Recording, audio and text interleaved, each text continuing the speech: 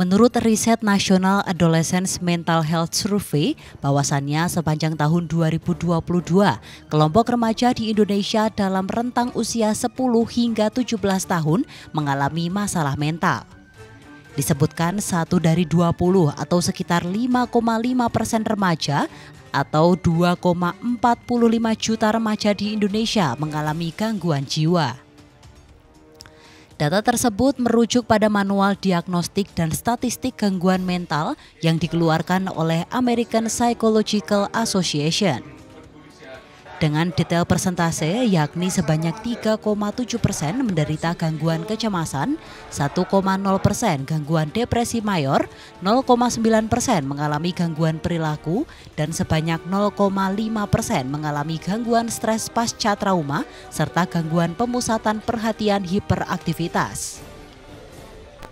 Dalam laporannya, para remaja tersebut mengaku merasa lebih cemas, kesepian, dan kian sulit untuk konsentrasi sebelum pandemi COVID-19 melanda.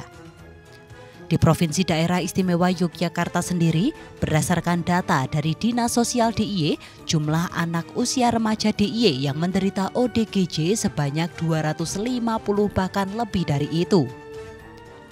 Berbagai upaya telah dilakukan, termasuk melakukan terapi, salah satunya terapi sepak bola yang beberapa waktu silam dilakukan bersama PSS Sleman. Terapi tersebut dinilai efektif menyembuhkan para remaja yang ada di balai dinas sosial tersebut, meski hingga saat ini masih bergantung pada obat-obatan. Di balai kami itu dinas sosial ada 250 anak dengan gangguan jiwa. Tapi mereka bisa sudah mandiri. Dari awalnya memang tidak bisa apa-apa begitu ya. Tapi mereka dengan terapi-terapi kesos kita, rehabilitasi sosial yang kita lakukan, mereka bisa mengurus dirinya sendiri. Dari mungkin yang tidak bisa mandi sendiri jadi bisa, kemudian mereka bisa mengurus semuanya sendiri gitu. Ya, jadi 250 itu dari berjalan terus begitu, karena kan kita tidak pasti setiap tahun itu pasti terus berubah semuanya, ya kan? Karena mereka kan ketika mereka belum bisa mandiri, mereka tidak punya keluarga, maka dia kan masih menjadi anak balai begitu.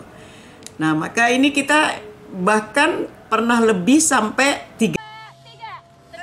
Selama 12 bulan terakhir, hanya sekitar 2,6% remaja yang menderita gangguan kesehatan mental mengakses layanan kesehatan terkait, yang mayoritas memilih mengakses layanan kesehatan jiwa dari pihak sekolah.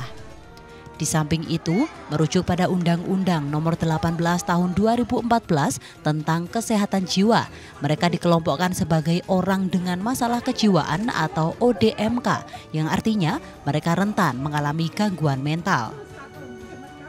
Hampir 35% remaja Indonesia memiliki setidaknya satu masalah kesehatan jiwa yang masuk ke dalam kategori ODMK.